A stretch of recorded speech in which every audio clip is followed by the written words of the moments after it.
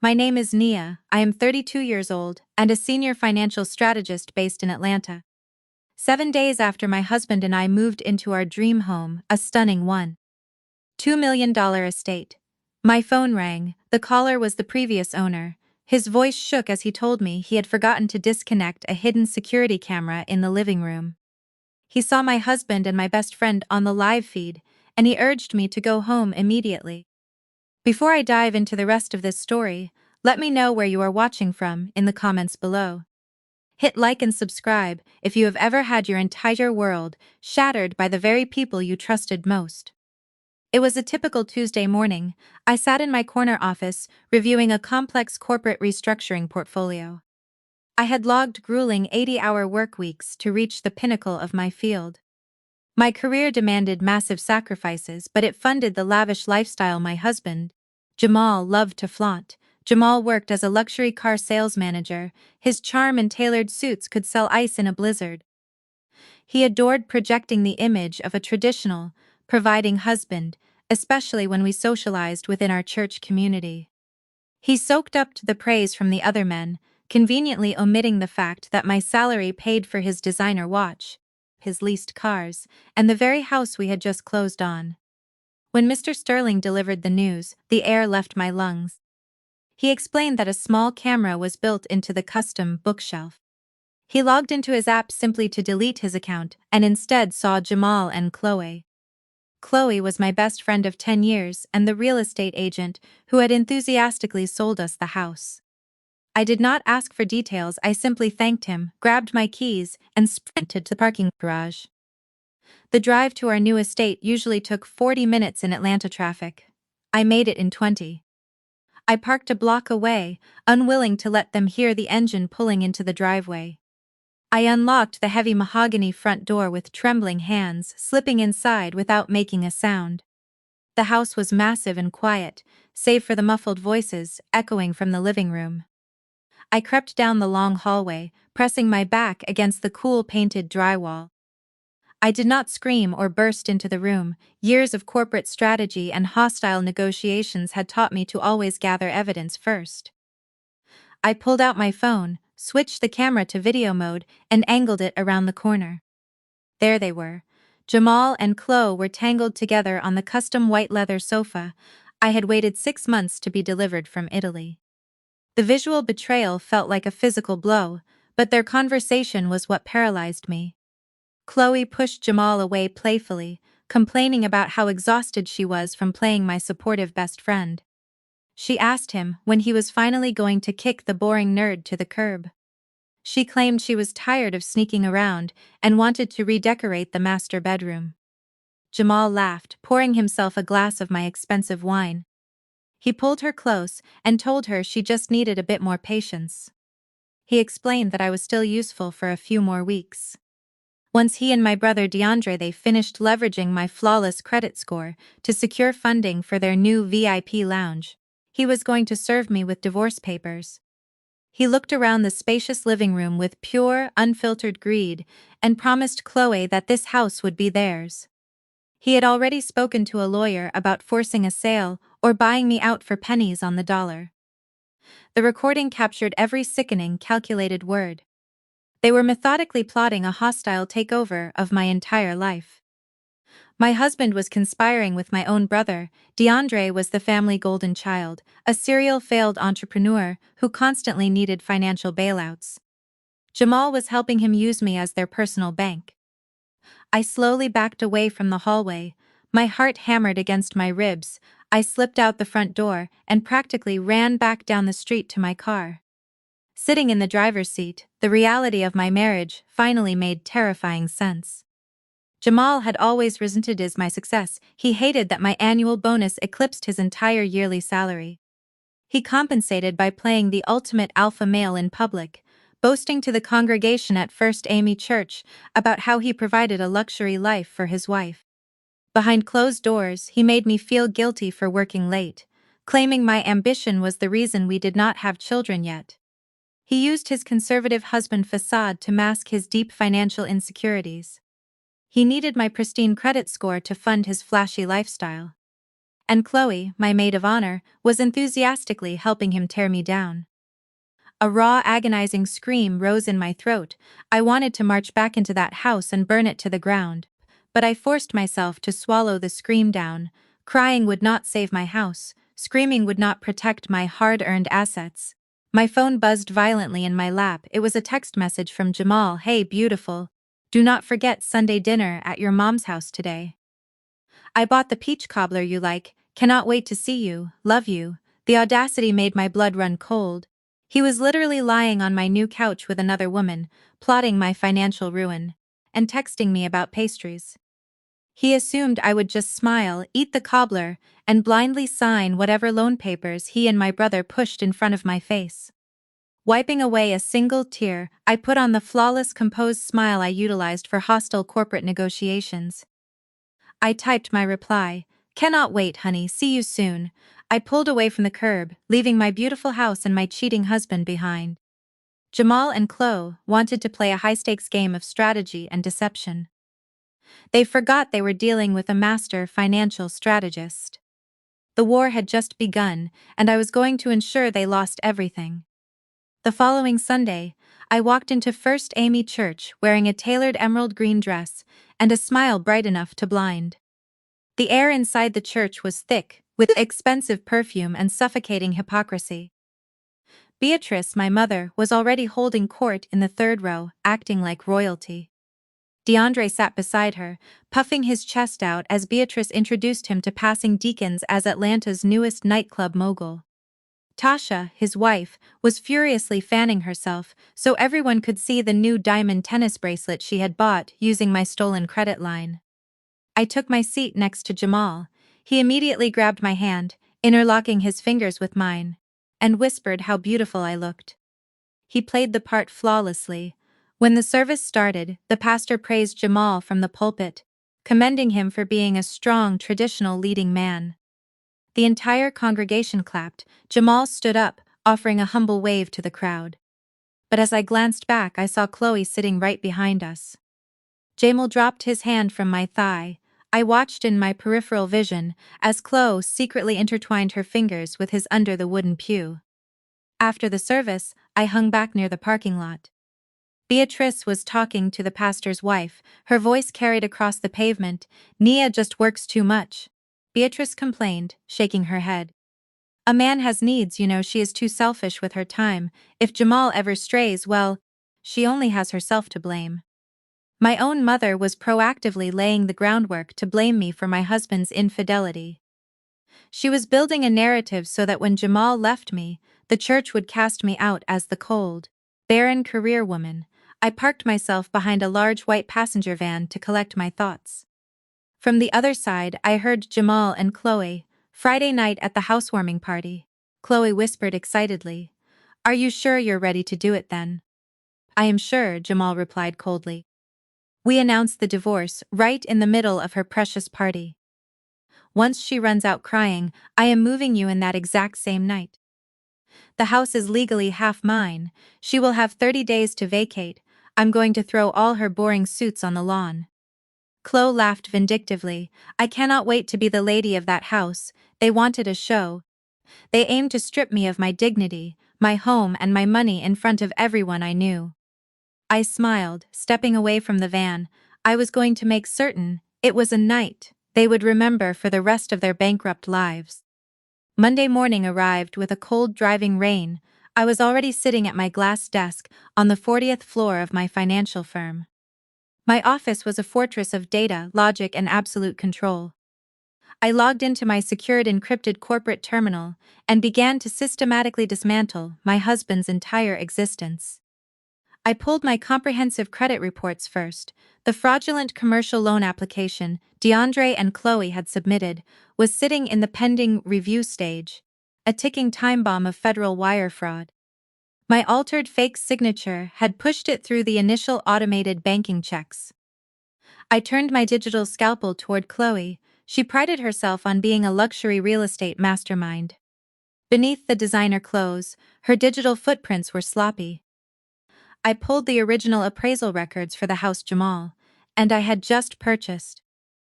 Chloe had deliberately falsified the appraisal value, artificially inflating it by nearly $50,000. She had colluded with a corrupt property inspector to skim the excess funds off the top during closing, trapping me with an inflated mortgage. Then I ran a deep background trace on Jamal, pulling his complete financial history through a private investigative database. The raw data stripped away his alpha male facade. Jamal was broke. He had $80,000 in hidden casino debts, scattered across offshore betting sites. He was drowning in high-interest personal loans, using his leased Mercedes as fake collateral. His arrogance was nothing but a fragile mask covering a mountain of staggering gambling losses. He needed the equity in my new house, not just to help DeAndre, but to save his own skin before his creditors came collecting. I dialed Marcus, the top corporate attorney at my firm. A shark in a tailored suit, he walked into my office 10 minutes later. I explained the federal wire fraud, the forged signature on the commercial loan, and the fake property appraisal. Marcus immediately reached for his phone to call the FBI fraud division. I placed my hand over his, stopping him cold. I did not want to just stop them, I wanted to decimate them. I instructed Marcus to let the loan process continue. Let DeAndre and Chloe think they had secured the funding. Instead of a quick arrest, I wanted a slow, agonizing public execution. We were going to execute a quitclaim deed immediately. I instructed Marcus to legally transfer the title of my $1.2 million estate out of my name into an irrevocable blind trust owned by a Delaware shell corporation. By law, the house was no longer my personal asset. Jamal's name had never been on the original deed because his credit was garbage. Now, my name was permanently removed as well. DeAndre's fraudulent commercial loan was now backed by nothing. The trap was legally set, and none of them would see it coming. I pulled up the commercial lease agreement DeAndre had shoved in my face at Sunday dinner. He was leasing a massive warehouse space downtown for his anticipated VIP lounge. I traced the property management company through a complex web of LLC filings. A genuine, terrifying smile spread across my face. The building was owned by a parent holding company that my financial firm was currently restructuring. It was a distressed asset, and they were desperate to offload the debt. I did not hesitate. I authorized a massive wire transfer from my private investment portfolio and bought the debt on that specific commercial building outright. I did not just void my brother's fraudulent loan, I now legally owned the very building he was sinking his stolen money into. I was his landlord holding the deed to his dreams. He was my tenant, and he had no idea the ground beneath him had just vanished. I held the power to evict him the second I simply decided I wanted the space for a parking lot. My desk phone beeped with an incoming message from Chloe. The text bubbled with toxic friendship. Hey bestie, so excited for the housewarming party this Friday. Let me know if you need help picking out a dress. You need to look perfect for your big night. She was plotting my public humiliation, coordinating with Jamal to announce their divorce and evict me from my own home in front of all our guests. She wanted me to dress up for my own slaughter. My fingers flew across the keyboard. Everything is handled. Chloe. That's going to be unforgettable. The pieces were all positioned on the board. My assets were secured. My enemies were blindly walking into a federal trap. The days leading up to the housewarming party required a level of psychological endurance I did not know I possessed. I woke up every morning, brewed Jamal his favorite dark roast coffee, and kissed his cheek. I listened to his fabricated stories, knowing he was coordinating his exit strategy with Chloe. Behind my constructed smile, I was executing a financial bloodbath. By Wednesday afternoon, the quitclaim deed was finalized. My $1.2 million home belonged to an impenetrable Delaware shell corporation. My personal bank accounts were locked down, and the commercial building, where DeAndre was building his lounge, was under my control. I was reviewing the foreclosure timeline for DeAndre's commercial lease when the heavy glass door to my office swung open with violently unnecessary force. Tasha pushed past my receptionist, marching into my pristine corporate sanctuary. She wore a neon pink tracksuit that was far too tight, carrying a massive designer shopping bag purchased using my credit. Tasha did not bother to sit down. She marched up to my mahogany desk, dropping her oversized handbag onto my quarterly reports. "You are a hard woman to get a hold of, Nia," Tasha announced, crossing her arms over her chest. "DeAndre has been trying to text you all morning."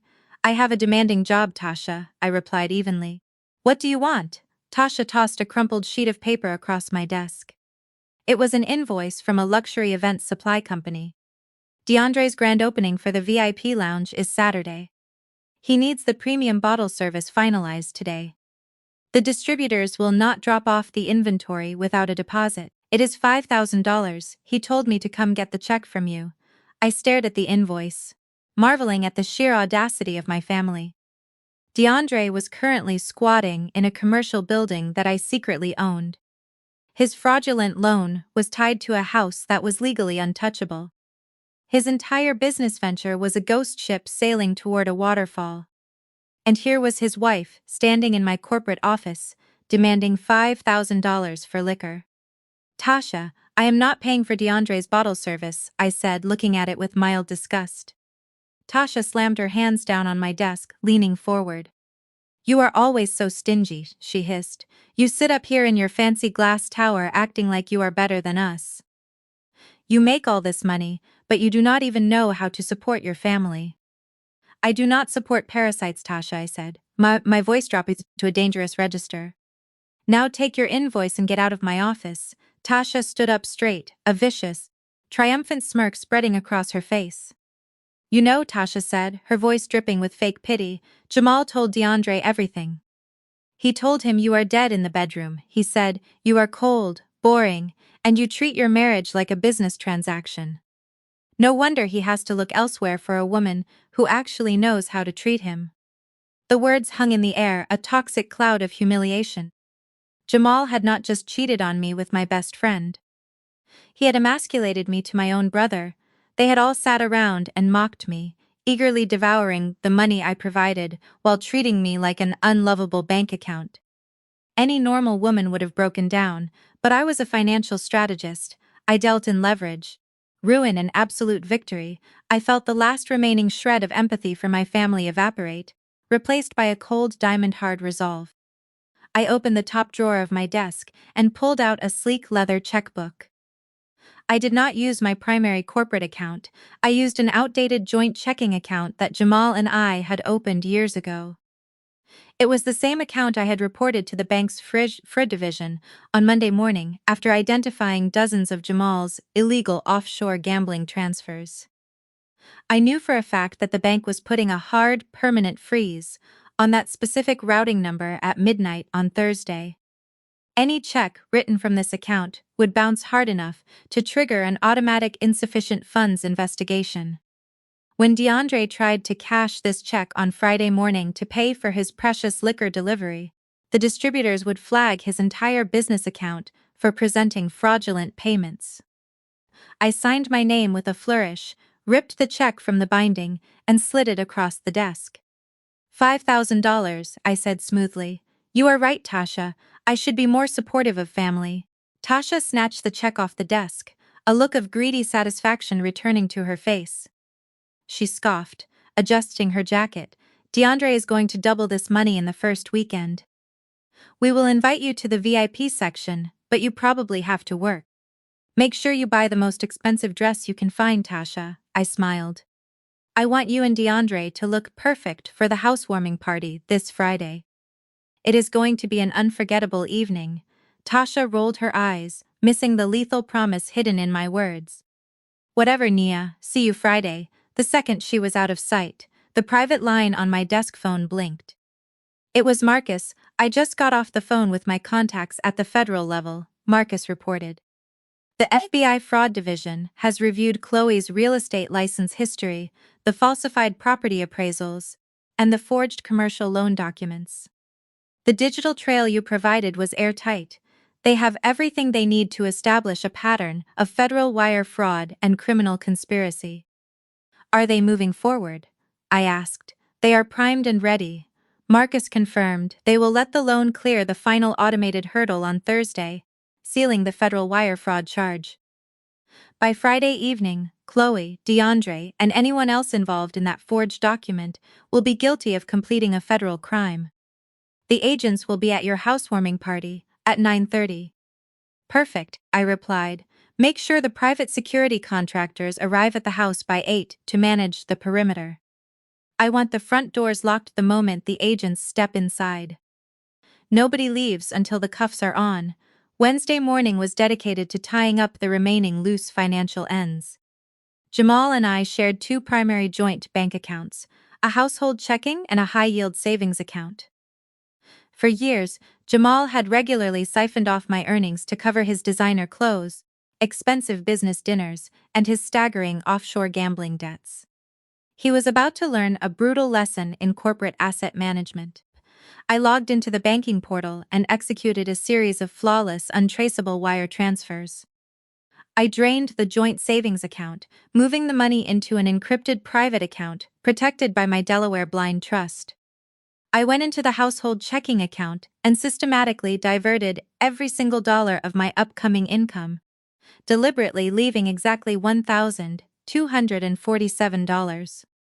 It was just enough capital to keep the account open, so Jamal would not receive an automatic closure alert. When he tried to swipe his debit card to buy Chloe lunch, his card would decline instantly. He was a broke man walking, and he had no idea his pockets were already empty. With the capital secured, I shifted my focus to the physical battleground. On Thursday afternoon, I hired an elite private locksmith. I instructed the technician to change the locks on every single secondary entry point of my house, installing reinforced, tamper-proof locks that required a specialized digital key fob that only I possessed. I purposely left the massive custom oak front doors untouched. On Friday night, the front doors would be the only way in or out of the house. I was funneling my enemies into a single controlled space. On Friday morning, I went to work on Jamal's personal sanctuary. The massive walk-in closet in our master suite was a monument to his vanity: tailored Italian suits, imported leather shoes, and velvet displays holding expensive watches. I grabbed his $2,000 suits by the hangers and shoved them roughly into heavy-duty black garbage bags. I cleared out his entire existence from my bedroom, methodically erasing his physical presence from my home, and packed 30 heavy garbage bags full of his belongings. I stacked them neatly in the darkest corner of the garage, covered by a dusty canvas tarp. Jamal was going to walk into the party tonight feeling like a king, unaware that his entire life was sitting in the trash. My next phone call was to a private security firm. I hired 4 men, all former military contractors, dressed in sharp, understated tailored suits. I provided the security chief with a detailed guest list highlighting DeAndre, Beatrice, Tasha, Chloe, and Jamal. If any of them tried to cause physical damage or escape the living room once the confrontation began, the security team was authorized to detain them.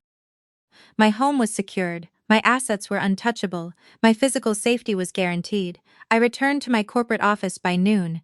My receptionist walked in, holding a thick, rigid manila envelope, sealed with a heavy courier stamp. It was the finalized property deed, complete with the raised, legal seal of the county clerk. The massive commercial warehouse, where DeAndre was currently installing custom lighting, was registered to the Delaware holding company I exclusively controlled. I ran my fingers over the stamped ink, a feeling of absolute intoxicating power washing over me. Every leather booth and every speaker system he installed now belonged to me. The trap was locked, loaded, and inescapable. I was ready to bring the hammer down. Friday evening descended on Atlanta with a thick, suffocating heat, but the air inside my $1.2 million estate was climate-controlled perfection. I stood near the massive marble kitchen island, watching the private catering staff arrange silver trays of seared scallops and artisan caviar. The private security team was already in position, 4 men, all former military contractors dressed in dark, understated suits, blended seamlessly into the background. 2 were stationed near the hallway corridors, physically blocking access to the secondary doors I had secretly locked down yesterday. 2 others stood near the front foyer. My fortress was sealed. Guests poured through the front doors right at 7 o'clock. Atlanta's corporate elite, senior partners from my firm, and a massive wave of congregants from First AM Church flooded the expansive living area. Right in the center of the chaos, acting as if she had personally laid every brick of the foundation, was my mother. Beatrice wore a sequined royal blue gown, gripping a glass of champagne as she held court with the pastor and several junior analysts. "I prayed this house into existence," Beatrice declared, her voice carrying over the smooth jazz playing through the sound system. "I told Nia years ago, if you just keep your head down and honor your husband, God will reward your household. Jamal has done such a wonderful job providing the sanctuary for them." I walked past her, my heels clicking softly, and did not stop to correct her. I let her spin her toxic delusions. I let her attribute my grueling 80-hour work weeks and my massive corporate bonuses to Jamal's imaginary work ethic. A deafening roar echoed from the driveway, a neon green Lamborghini pulled up to the valet stand, and DeAndre stepped out, wearing a gaudy velvet dinner jacket and dark sunglasses. Tasha emerged from the passenger side, her wrist heavy with the fraudulent diamond tennis bracelet. They strutted through the front double doors like A-list celebrities. DeAndre grabbed 2 glasses of champagne and tossed a glossy black business card onto the empty silver platter, announcing his VIP lounge opening. Tasha spotted me standing near the catering station and marched toward me. "Nice party, Nia," Tasha said with a dismissive sneer. "A little stiff and boring, but it will do. I hope you saved that check you wrote me on Wednesday. The distributor cashed it this morning, and the premium bottles are secured. This Lamborghini rental alone was $3,000 for the night, but you have to spend money to make money, right?" I took a slow, deliberate sip of my sparkling water. My brother and his entitled wife were renting exotic sports cars using the fraudulent commercial loan they thought they had secured against my home. Tasha thought the $5,000 check had cleared. She had no idea the bank had frozen that specific account, and the distributor was about to flag their business operation for fraud. "Enjoy the ride, Tasha," I said, my voice dangerously calm. "Make sure you take plenty of pictures tonight. You will want to remember how this feels." Tasha rolled her eyes. "Whatever, Nia, stay mad." She spun around to go boast to the church deacons. Across the room, my husband was putting on the performance of a lifetime. Jamal had a fresh haircut and the arrogant swagger of a man who believed he had outsmarted a senior corporate strategist. He poured top-shelf bourbon for my firm's executives, acting like the master of a domain he had never contributed a single cent toward. He was projecting the image of a strong leading man, oblivious to the fact that his entire wardrobe was currently stuffed into garbage bags, rotting in my garage. Lingering just inches away from him was Chloe, wearing a backless pure white gown that plunged dangerously low. It was an outfit highly inappropriate for a guest at someone else's housewarming, a visual statement that she felt she was the main attraction. She floated through my living room, running her fingers over my expensive furniture. Chloe deliberately stepped into my path, forcing me to stop. "Nia, darling," Chloe smiled, "the house is just stunning. Truly though, I have to be honest with you. These heavy velvet drapes are a bit dark, and the modern art piece over the mantel is so aggressive. I actually know a great interior decorator who can come in next week and overhaul the energy in here." She was standing in my house drinking my champagne, sleeping with my husband, and telling me how she planned to redecorate the home she intended to steal. I thought about the unredacted digital trail of her falsified property appraisals, currently sitting on an FBI investigator's desk. "You have a very specific vision, Chloe," I said smoothly, my voice a soft murmur. "But I would strongly advise holding off on hiring any decorators. You are going to find your living arrangements drastically changing very soon, and you will not have much room for pastels where you are going." Chloe let out a high, breathy laugh, misinterpreting my icy warning. "Oh, Nia, you have no idea. Things are about to change much faster than you think." I offered her a polite smile and stepped around her. The antique grandfather clock in the hallway chimed the half-hour. It was 9:30. I caught the eye of the head of private security, standing by the front door, giving him a single sharp nod. He immediately stepped backward, subtly locking the deadbolt on the main entrance, his massive frame blocking the only exit. The low hum of the party was pierced by the sharp sound of crystal ringing. Jamal stood on the third step of the grand mahogany staircase, striking his champagne flute forcefully with a silver stirring spoon. The DJ cut the music. Jamal puffed out his chest, soaking in the rapt attention of Atlanta's elite. Chloe seamlessly glided through the crowd, positioning herself right at the bottom of the stairs, looking up at him with naked, shameless adoration. Jamal lowered his glass, his eyes scanning the crowd before locking onto me at the back of the room. A dead, heavy silence fell over the estate, family, friends, and esteemed colleagues. Jamal began, projecting a fake rehearsed vulnerability. I gathered you all here tonight, not just to celebrate this beautiful home, but to speak some very difficult truths. For years I have poured my blood, sweat, and tears into creating a life of stability and love. Beatrice nodded encouragingly from the front row.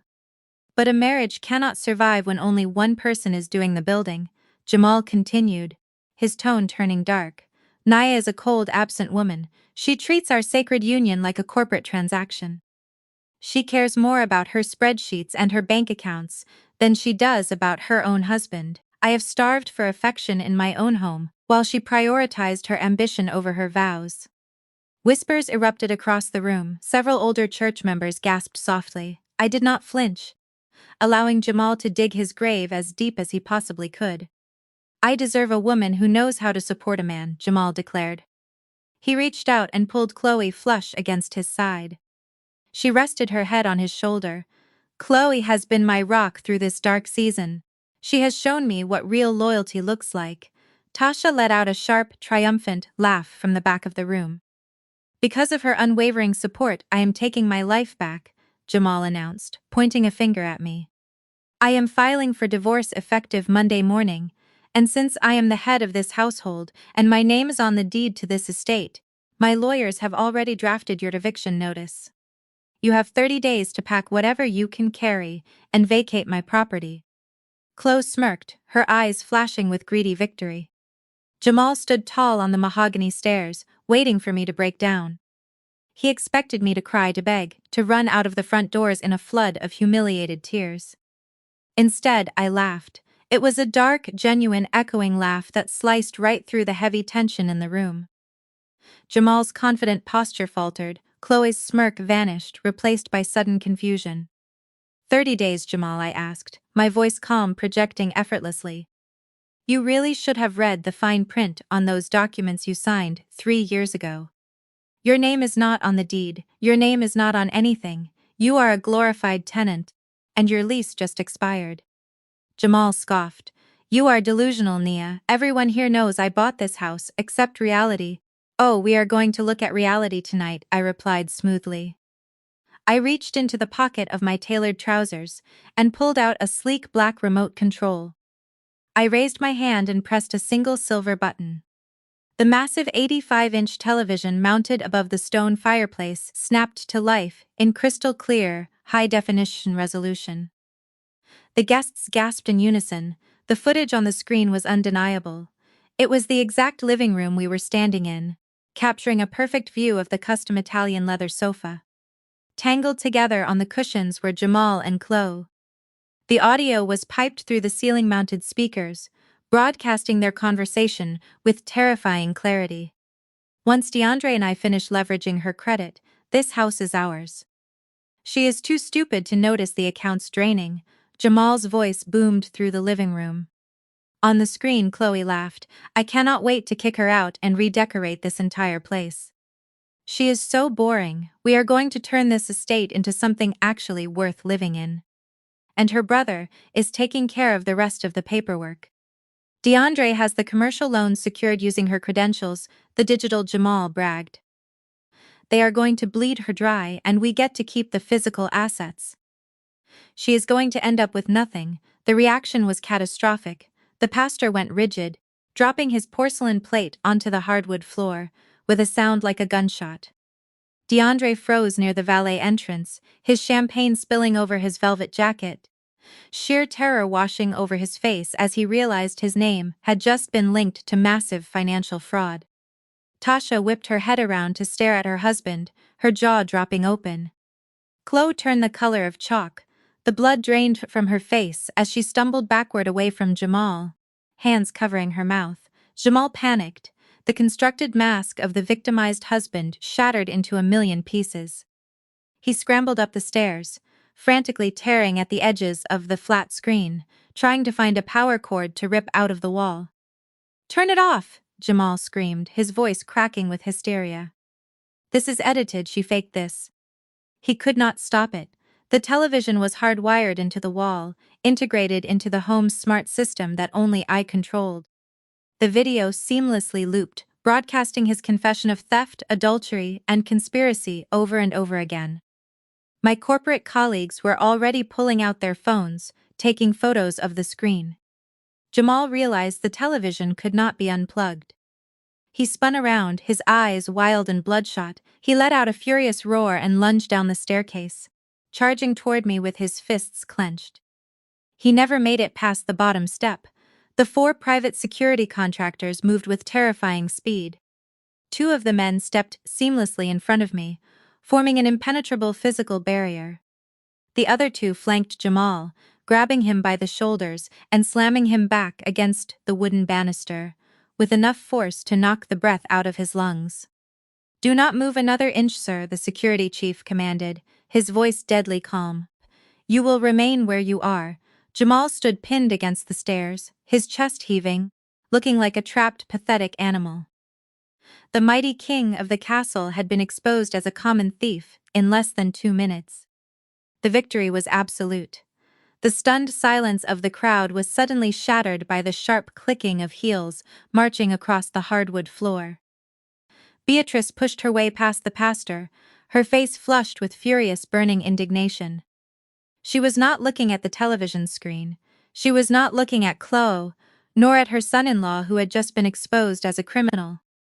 Beatrice stopped in front of the security guards, pointing a trembling, accusatory finger straight at my face. "You recorded your own husband." Beatrice shrieked, her voice vibrating with a shrill, piercing hysteria. "You humiliated us in front of the pastor, in front of our entire church family." A collective, horrified gasp echoed from the congregants, but Beatrice ignored them. She marched right up to the invisible boundary my security team had drawn. "This is a sacred union, Nia," Beatrice yelled, trembling with misplaced self-righteous rage. "Marriage is about forgiveness and grace. It is about protecting your household, not setting traps to destroy a man's reputation. If you had just been a better wife, and given this man a child, instead of working yourself to the bone, he wouldn't have strayed. You drove him to this." The silence that followed was absolute and suffocating. The pastor looked physically ill, stepping backward away from Beatrice. My corporate colleagues stared in unfiltered shock. I looked at the woman who had birthed me. For 30 years I had swallowed my pride, suppressed my trauma, and accepted her relentless emotional abuse. I had allowed her to weaponize her religious hypocrisy to keep me compliant while she drained my bank accounts. I had hoped that if I just achieved enough, she would look at me with the same unconditional love she bestowed upon my brother Rucker. That hope died tonight, a child. I asked, my voice dangerously soft, yet projecting effortlessly across the dead, silent room. "You want to stand in my house wearing a dress I paid for, and lecture me about raising a child, Beatrice?" Beatrice's jaw tightened. She opened her mouth to issue another pious reprimand, but I refused to give her the floor. I stepped out from behind the protective wall of my security team, closing the distance between us until I was looking down into her panicked eyes. "Let us talk about your version of family values, Mother," I stated, raising my voice so every single guest in the room could hear me clearly. "Let us talk about the summer I turned 18. I worked double shifts at the diner every single day, scrubbing tables and saving every penny I made so I could afford my college tuition. I was so proud of that $20,000. I was going to be the first person in this family to get a real degree." "And what did you do?" Beatrice flinched, taking a rapid, stumbling step backward. Her eyes darted frantically toward the church deacons, who were now staring at her with wide, judgmental eyes. "Keep family business private, Nia," she hissed desperately, her previous bravado evaporating into thin air. This is not the place. No, you wanted an audience, Beatrice, I replied, my voice ringing with cold, absolute authority. You brought the pastor here tonight to show off. You brought your prayer circle to boast about the wealth you claimed God gave you. Let them hear who they are breaking bread with. Tell the pastor where my college fund went. She remained silent, her lips trembling, the color draining from her contoured face. She looked around the room, but there was no sympathy to be found. Since you have suddenly lost your voice, I will tell them, I announced, turning my gaze to the stunned crowd. She stole her daughter's future to pay off DeAndre's court-ordered restitution. Loud gasps rippled through the room. DeAndre tensed near the valet entrance, his face turning an angry, blotchy red. Tasha let out a sharp breath, stepping away from her husband as the guests around them physically recoiled. My brother embezzled money from his first employer, I continued, my voice relentless and unforgiving. And instead of letting him face the federal consequences of his own actions, my mother marched into the bank, used her status as a joint account holder on my minor savings account, and emptied it. She stole my tuition money to keep her golden boy out of a prison cell. She covered up his crimes, forced me to drop out of my dream university, and left me to drown. But I did not drown, I said, turning my focus back to Beatrice, who was now visibly shaking, clutching her sequined purse like a shield. I built an empire without that degree. I worked 80-hour weeks, I climbed the corporate ladder and made millions while you sat back and demanded I fund your lavish lifestyle to keep up appearances. For 10 years, I have been your personal ATM. I began ticking off the items on my fingers, stepping closer to her with every word, backing her into the center of the room. I paid off the mortgage on your house. I leased that luxury SUV parked in my driveway right now. I paid for the designer gown you are wearing to insult me in. You sit at my dining table eating caviar bought with my money, drinking champagne I provided. And you have the audacity to treat me like trash, while praising the parasites who are trying to steal my home. I pointed a sharp finger at Jamal, who was still pinned against the stairs, his head hanging low in defeat. Then I pointed at Chloe, who was pressing herself so hard against the wall, she looked like she was trying to merge with the drywall. You stand there and defend a man who sat on my sofa and plotted to drain my accounts with my best friend. You blame me for his infidelity, because you are so obsessed with protecting men who use you that you cannot stand to see a woman who refuses to be used. You are a hypocrite, Beatrice. You do not love your family, you love my money, and you love the status my money gives you. The pastor slowly shook his head, looking at Beatrice with profound sorrow. Sister Beatrice, he murmured, his voice heavy with disappointment and disgust. May God have mercy on your heart. That single sentence from the pastor shattered the last remaining shred of my mother's fabricated image. She let out a humiliated, broken sob and covered her face with her hands, destroyed in front of the very community she had used to validate her ego. She had no defense, no scripture to hide behind, and no lies left to spin. Shut your mouth, Nia. The aggressive, booming shout echoed from the back of the room, vibrating with explosive rage. DeAndre could no longer handle the public exposure. His fake rich persona had been dismantled, his criminal past was laid bare in front of Atlanta's elite. He shoved his way through the crowd of terrified guests, his gaudy velvet dinner jacket looking utterly ridiculous as he stomped across the hardwood floor. Tasha tried to grab her husband's arm to hold him back, her face pale with embarrassment, but he yanked himself free, his features twisted into a mask of pure violent rage. He marched toward the center of the room, his fists balled tightly at his sides. He was reverting to the exact same intimidation tactics he had used when we were teenagers, relying on physical aggression to silence me whenever I exposed his failures. You think you are so smart? DeAndre yelled, spittle flying from his lips as he pointed a threatening finger at my face. You are nothing but a jealous, ugly dropout who got lucky. You think because you wear a nice tailored suit and make some corporate cash that you are better than us. You are pathetic, Nia. You sit up in your glass tower judging everyone, but you could not even keep your own husband satisfied. You are a cold, miserable woman, and nobody in this family actually loves you. He took another aggressive, heavy step forward, closing the distance between us, trying to tower over me and force me into submission. He wanted me to cower, he wanted me to shrink back and apologize for exposing his crimes. He expected the little girl whose college fund he had stolen to back down. I did not flinch or break eye contact, I did not shed a single tear, I simply raised my right hand and snapped my fingers once. The response was instantaneous and brutal. The 4 private security contractors moved as a synchronized, trained unit. The 2 men who had been holding Jamal released him immediately, allowing my husband to slump onto the stairs. They instantly repositioned themselves to flank me on either side, forming an impenetrable human shield. Simultaneously, the 2 men who had been guarding the hallways seamlessly shifted forward, stepping into DeAndre's path and cutting off his trajectory. In less than 3 seconds, DeAndre found himself boxed in by 4 massive, armed professionals who looked ready to break his jaw if he breathed in my direction. DeAndre stopped dead in his tracks, the violent bravado vanished from his eyes, replaced by a sudden, very real flash of panic as the security chief placed a heavy, unyielding hand against his chest, physically halting his momentum. "Sir," the security chief warned, his voice low, gravelly and devoid of emotion. "I suggest you lower your voice and keep your hands at your sides. You will not get a second warning."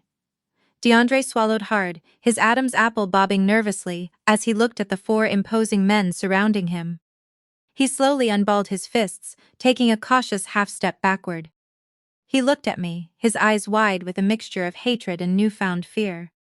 He finally realized that I was no longer the helpless younger sister he could bully into silence. I was the one holding all the power and I was untouchable. "Don't take another step, DeAndre," I said, my voice echoing through the silent, captivated room like cracking ice. "Because you don't even know how broke you are yet."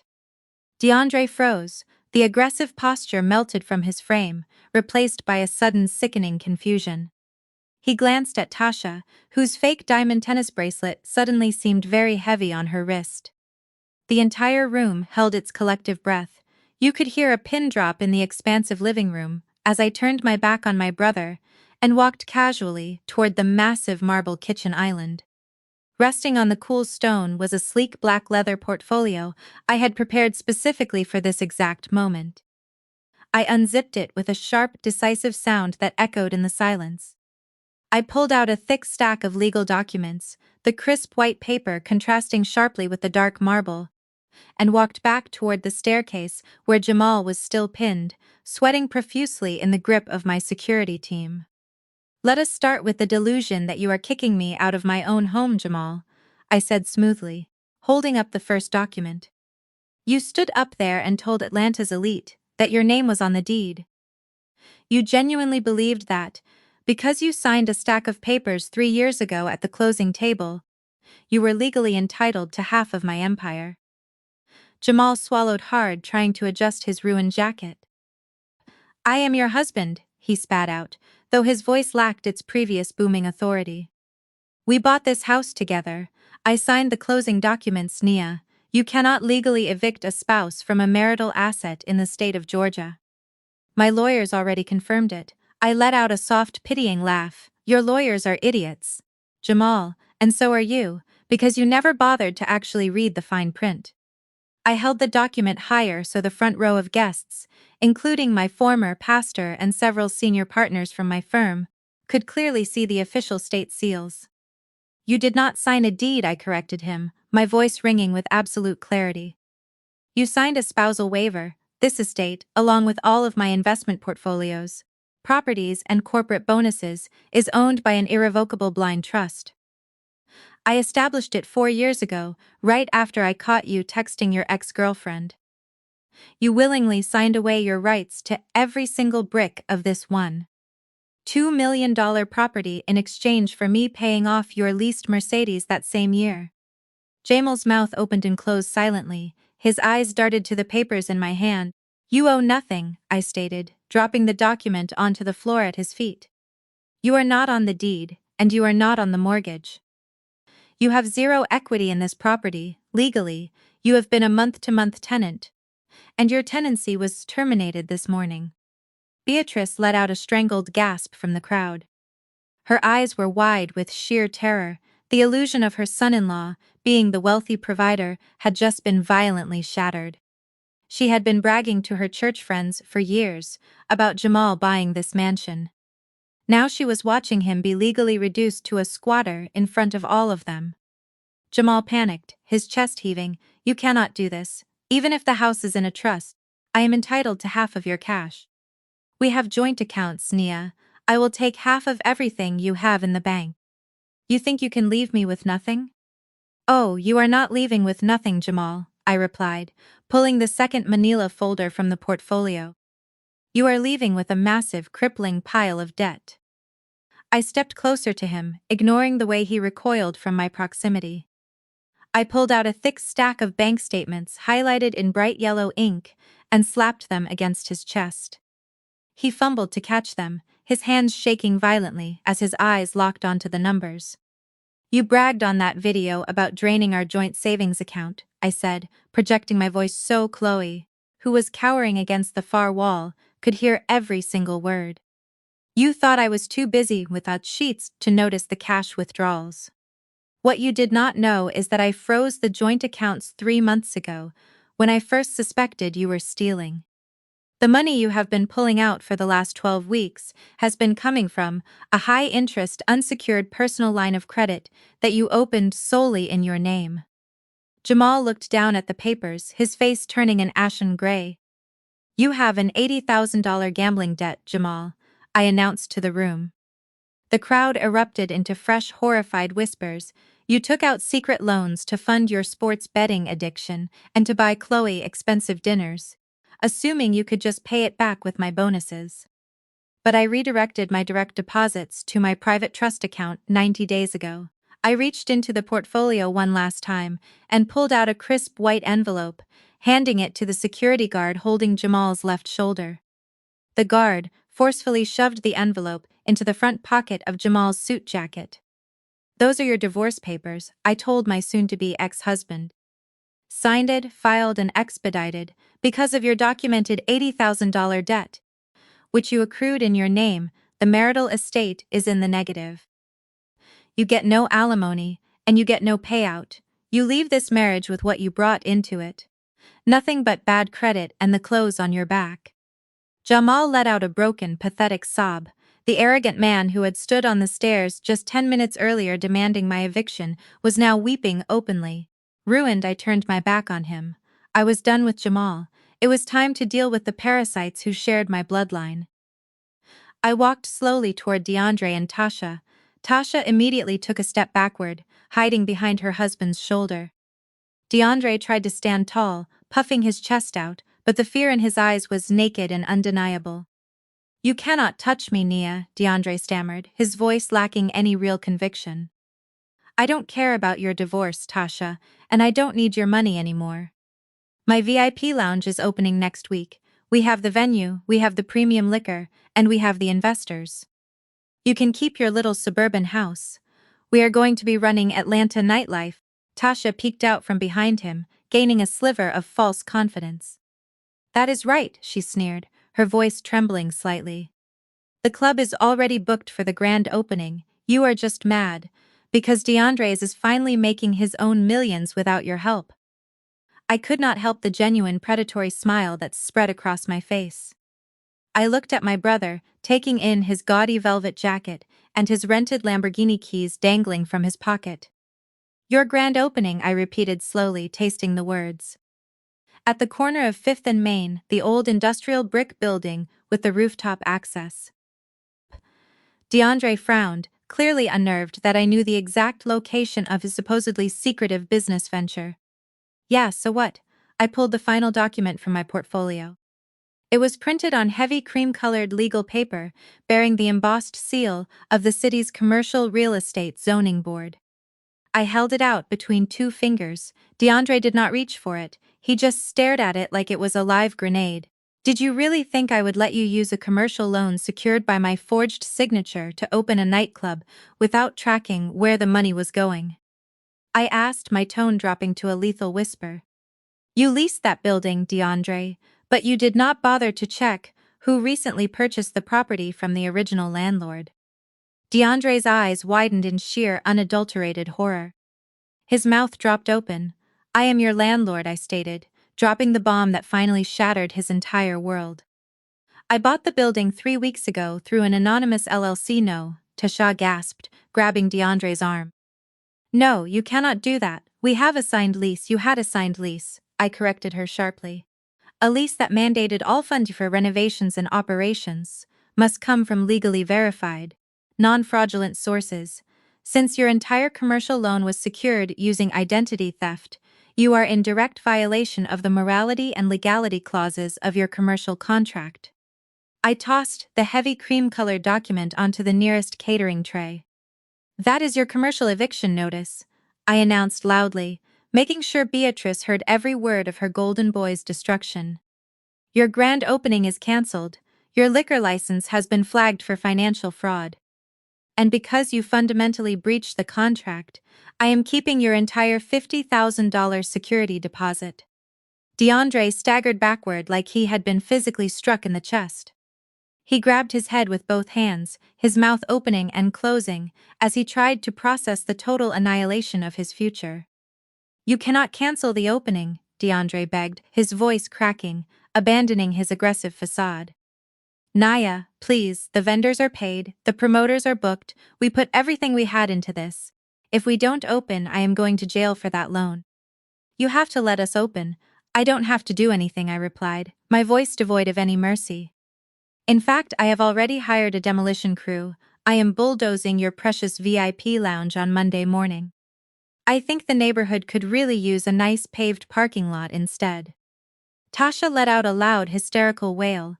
She sank to her knees right there in the middle of my living room, sobbing uncontrollably, her sky-high stilettos scraping against the floor.